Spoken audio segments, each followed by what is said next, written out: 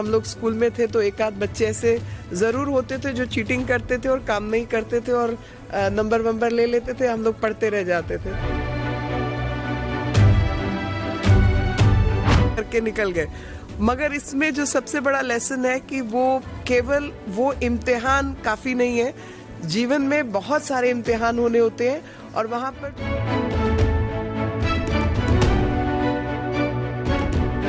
सीखने को मिला, जैसे कि हमें माइंड अपना डाइवर्ट नहीं करना चाहिए, फोकस करना चाहिए एक ही चीज़ पर और कभी भी दबाव महसूस नहीं करना चाहिए किसी भी चीज़ का।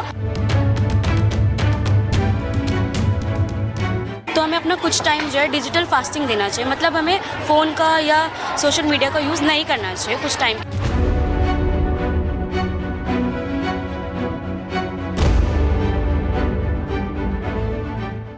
आप देख रहे हैं know the Times Punjab Kesari TV. आज प्रधानमंत्री नरेंद्र मोदी द्वारा परीक्षा पर चर्चा की गई है, क्योंकि आने वाले दिनों में बच्चों के एग्जाम है। तो उससे पहले प्रधानमंत्री नरेंद्र मोदी ने उन्होंने कई गुर जो है बच्चों को सिखाए हैं। हमारे साथ बच्चे मौजूद हैं।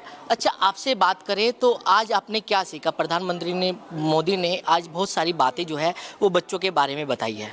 मुझे सबसे अच्छी, मेरा नाम पंकज कुमारी है और मैं क्लास 12th से हूँ। मुझे सबसे अच्छी बात आज की ये लगी जब प्रधानमंत्री जी ने बोला था कि हमें गैजेट्स के लिए फास्टिंग करनी चाहिए, अपना एक टाइम मैनेजमेंट करके चलना चाहिए। जैसे आजकल लोग कुछ ज़्यादा ही मतलब सोशली बहुत ज़्यादा एक्टिव रहने लग गए हैं, तो हमें मतलब इसके बीच गैप देना चाहिए, मतलब कम्युनिकेशन स्किल को बढ़ाना चाहिए, दूसरे लोगों से मिलना चाहिए, जगहों को घूमना चाहिए।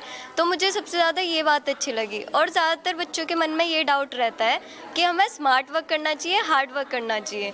तो प्रधानमंत्री जी ने बोला कि हमें दोनों करने चाहिए, मतलब हार्ड वर्क भी और स्मार्ट वर्क भी। जैसे उन्होंने एक एग्जांपल दिया था, जैसे कि अब पतंग हर कोई उड़ाता है, 26 जनवरी चल रही है, तो जैसे माजा उलझ जाता है उसका, तो कुछ लोग क्या करते हैं उसे धीरे धीरे सुलझाने की कोशिश करते हैं, कुछ उसे बिल्कुल ही उलझा देता है जल्दी जल्दी के चक्कर में।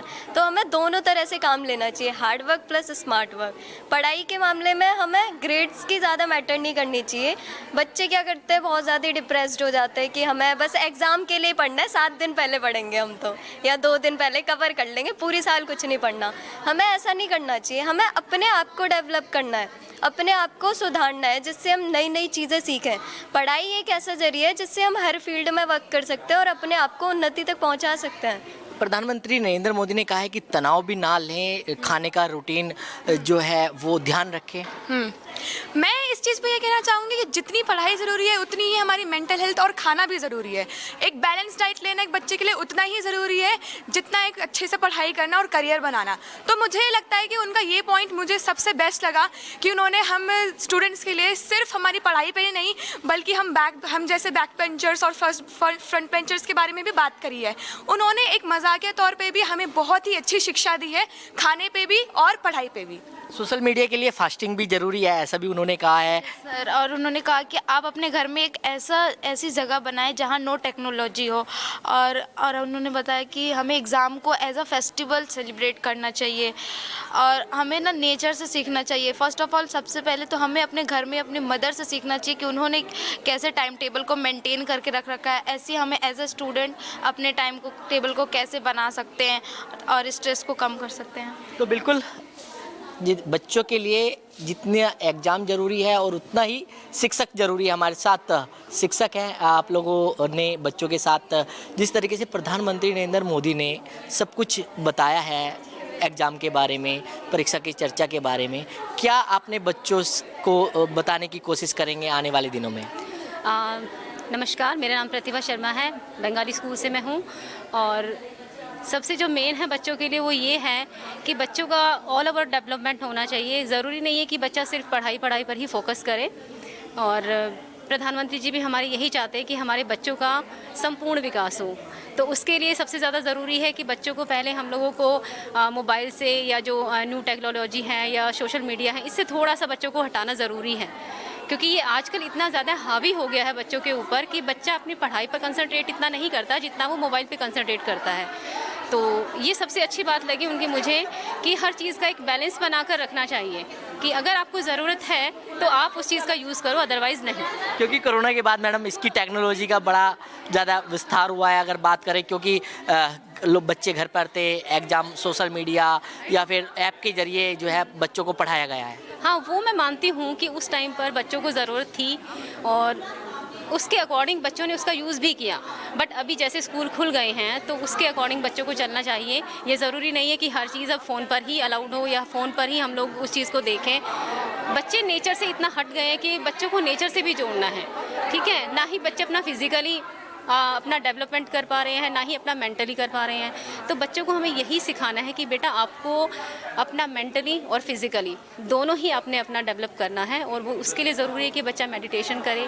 तो उसके लिए पीस ऑफ माइंड बहुत ज़रूरी है। तो बच्चा मेडिटेशन करे, योगा करे और अपना जो ऑल ओवर डेवलपमेंट है वही बच्चा करे। तो मोदी जी का ये बात बहुत अच्छी है कि वो बच्चों का बिल्कुल चतुर्मुखी एक विकास चाहते हैं और जो होना भी चाहिए।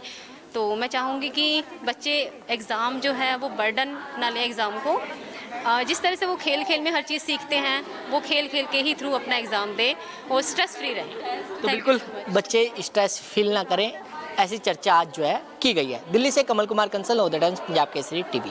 ये बहुत ही सुंदर कार्यक्रम है क्योंकि जब प्रधानमंत्री जी के मुंह से वो बच्चे बातें सुनते हैं जो लगातार उलझने उनके मन में रहती हैं, तो वो जीवन बदलने वाले विषय रहते हैं और साथ ही बच्चों की हिम्मत बढ़ाने वाले विषय रहते हैं। और ले देकर जो मन की स्थिति है, मानसिकता है, माता पिता की, टीचर्स की, बच्चों की, जो भी इन विषयों से जूझ रहे होते हैं, तो उसके लिए इन प्रश्नों के उत्तर मिलना और ये महसूस करना कि इस सब लड़ाई में हम अकेले नहीं हैं बल्कि हमारे जैसे बाकी बच्चे भी हैं, बहुत महत्वपूर्ण है। और कई इसमें जो लेसन्स थे वो लाइफ जिंदगी के लेसन्स हैं, क्योंकि मुझे याद है जब प्रधानमंत्री जी बता रहे थे कि चीटिंग से कैसे डील करना है, और मुझे ये बात खास तौर पे अच्छी तरह याद है कि जब हम लोग स्कूल में थे तो एक आध बच्चे ऐसे जरूर होते थे जो चीटिंग करते थे और काम नहीं करते थे और नंबर ले लेते थे, हम लोग पढ़ते रह जाते थे, तो हम पकड़वा भी देते थे उनको कभी कभी। लेकिन अपने मन में उन सब विषयों से कैसे डील करना होता है बच्चे की बड़ी मुश्किल रहती है कि भाई पूरा साल मेहनत की, 24 घंटा काम किया और ये तो कुछ काम नहीं किया, निकम्मे और लास्ट मिनट गड़बड़ करके निकल गए। मगर इसमें जो सबसे बड़ा लेसन है कि वो केवल वो इम्तिहान काफ़ी नहीं है, जीवन में बहुत सारे इम्तिहान होने होते हैं और वहाँ पर जो आपकी असली काबिलियत है वो सामने आ जाती है। लेकिन बच्चे का मन जब टूटता है इन सब चीज़ों से तो वो मन संभला रहे इस उम्मीद पर, और ये मन में उम्मीद बंधी रहे कि जीवन के जो लड़ाइयाँ हैं उसमें हम जीतेंगे क्योंकि हमने मेहनत की है और हम इन विषयों को जानते हैं, समझते हैं, परखते हैं। तो धोखे से और चीटिंग करके कोई एक आध एग्जाम में नंबर ज़्यादा ले लेगा, लेकिन जीवन की लड़ाई में वो व्यक्ति पीछे रहेगा, क्योंकि जो मेहनती व्यक्ति है और जो अपने विषय को जानता है वो हमेशा आगे रहेगा। तो मुझे लगा कि अगर ये बात मेरे मन को छुई और कुछ अपने जीवन के बारे में या बाकी जिंदगी के बारे में तुमने सोचा, तो ये बच्चों के जीवन को बदलने वाली जैसे विषय थे और मुझे बहुत अच्छा लगा। साथ ही हमारे बच्चों ने वो किताबें भी पढ़ी, कुछ बच्चों को इनाम के रूप में मिली हैं और कुछ बच्चों को लाइब्रेरी के माध्यम से हम लोग रख रहे हैं, तो पता चल रहा है कि वो लाइब्रेरी में जाकर भी बच्चे पढ़ते हैं।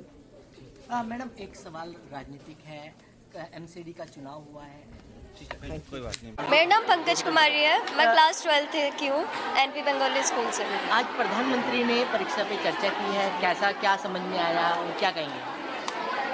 आज हमें काफ़ी कुछ सीखने को मिला, जैसे कि हमें माइंड अपना डाइवर्ट नहीं करना चाहिए, फोकस करना चाहिए एक ही चीज़ पर और कभी भी दबाव महसूस नहीं करना चाहिए किसी भी चीज़ का, और फ्रेंड की ज़्यादा बातों में नहीं आना चाहिए जिससे माइंड तुम्हारा डाइवर्ट हो, और हमेशा एक टाइम मैनेजमेंट करके चलना चाहिए जिससे बाद में हम पर ज़्यादा स्ट्रेस ना हो।